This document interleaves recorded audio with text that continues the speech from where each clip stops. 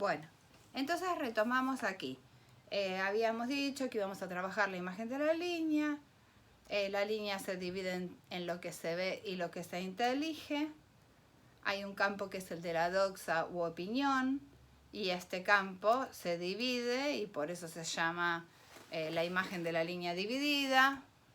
Se divide en dos grandes campos, el de la doxa y el del episteme.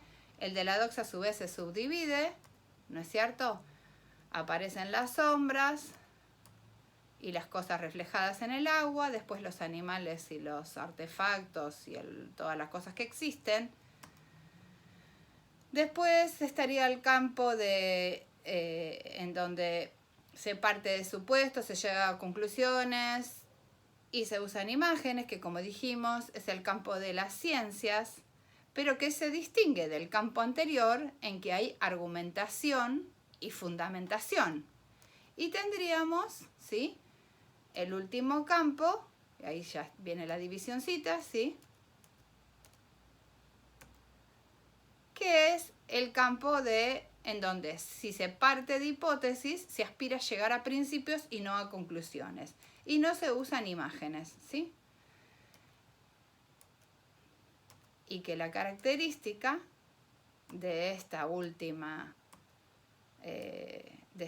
sección es el de la dialéctica, ¿no? El tener a la dialéctica como método. Y la dialéctica es esto: el trabajo, la discusión entre dos hipótesis y probar qué hipótesis es valedera y cuál no.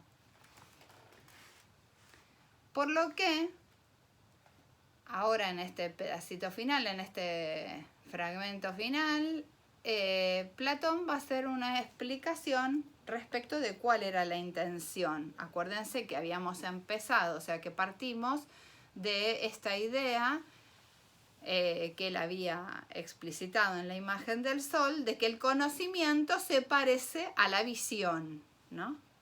Y entonces va a decir: comprendo, aunque no suficientemente, ya que creo que tienes en mente una tarea enorme. Quieres distinguir lo que de lo real e inteligible es estudiado por la ciencia dialéctica, estableciendo que es más claro, o sea, el objetivo es que lo estudiado por las llamadas artes o ciencias, ¿no?, para las cuales los supuestos son principios.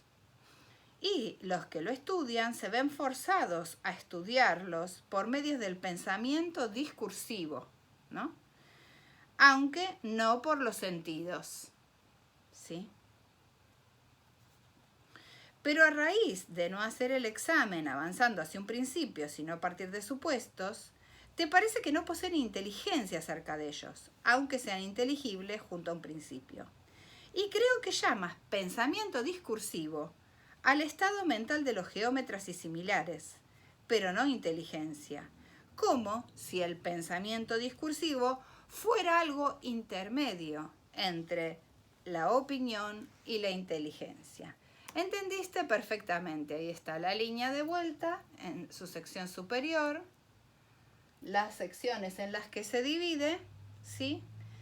Y entonces dice: ahora aplica a las 4 secciones estas 4 afecciones o facultades del alma que se generan en el alma. Inteligencia a la suprema. Pensamiento discursivo, bueno, salió y casía primero. Pensamiento discursivo o dianoia a la segunda. A la tercera, asígnale creencia o pistis, y a la cuarta, eicasía, ordenándolas proporcionalmente, considerando que cuanto más participan de la verdad, tanto más de la claridad. Entiendo y estoy de acuerdo en ordenarlas como dices. Y aquí termina, o sea, es un pasaje muy breve. ¿Qué nos interesa a nosotros? Bueno, el nous va a tener un papel muy relevante, además en el resto de la filosofía por muchos siglos, pero lo que nos interesa a nosotros remarcar es que en el campo de la doxa o en el campo de la opinión, las facultades del alma o las afecciones del alma son la eicasía, que en esta versión está traducida como conjetura. Fíjense, ¿no? Y puse el ojito para indicar que esto es el campo de lo visible.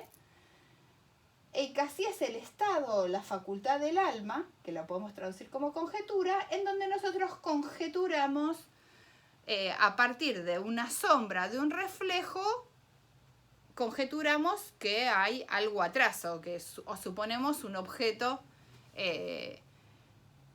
como es lógico, que se relaciona con esa sombra o con ese reflejo.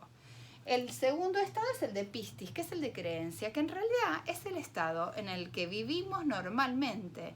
Nosotros no cuestionamos nuestra realidad en estado permanente. Nosotros salimos a la calle y no nos cuestionamos, no ponemos a pensar este mundo será real o no, me podré sentar en este banco existirá, o tampoco nos ponemos a argumentar y fundamentar qué es esto. O sea, es como que ya sabemos qué es un banco, ¿no? No necesitamos hipotetizar qué clase de mueble es el banco para sentarnos, ¿no es cierto? Entonces, nosotros, no sé, cosas tontas como estiro el símbolo de estirar el brazo parado en la vereda en una parada de colectivo, significa que uno está indicando que el colectivo debe parar. O sea, no nos cuestionamos si si este es el signo correcto, ¿sí? No argumentamos por qué se hace eso. Entonces, nuestra vida transcurre en el campo de la creencia, sin argumentación y sin fundamentación de lo que estamos haciendo. En cambio, en el campo de la episteme, y ahí les puse los cerebritos del principio, en el campo de la episteme estamos en el campo de lo inteligible. Y este campo se divide o tiene dos características, dos maneras en que el alma conoce, en que el alma actúa, ¿no? Dos afecciones. La dianoia, que es el pensamiento discursivo, que parte de hipótesis, llega a conclusiones y usa imágenes, y el nous, que es aquel que trata de evitar los supuestos y los principios y las hipótesis, porque lo que pretende es alcanzar principios. Y por supuesto no utiliza imágenes de ningún tipo.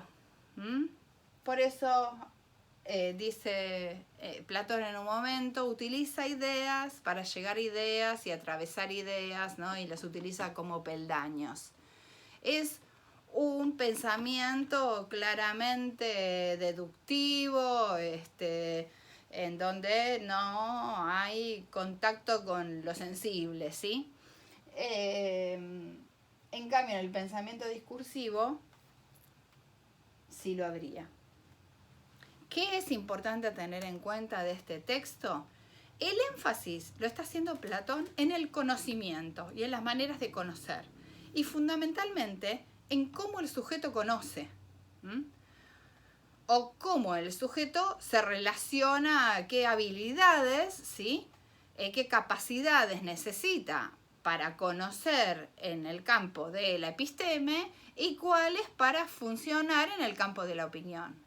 Después va a hacer algunas disquisiciones a lo largo de República diciendo que las opiniones pueden ser rectas, o sea, uno sin querer puede estar opinando correctamente, aunque no fundamente ni argumente. La diferencia entre opinión, entre el campo de la opinión, el campo de la doxa y el campo de la episteme va a ser esto: la argumentación, la demostración, el uso de hipótesis, llegar a conclusiones, el uso de principios, de partir de hipótesis llegar a principios, en fin. Pero, y ahí está la fuerte diferencia entre el campo de la opinión y el campo de la episteme. ¿Podemos ser científicos y estar en el campo de la opinión? Sí, cuando no fundamentamos y no argumentamos, ¿no es cierto? Incluso cuando aceptamos ciertos conocimientos como autoridad, estamos funcionando en el campo de la opinión, ¿sí? Entonces, en el campo de la doxa, ni se argumenta, ni se demuestra, ni se prueba, más allá de que se pueda tener una opinión recta. Bueno, espero que les haya resultado clara la explicación. Subiremos el PowerPoint que lo acompaña.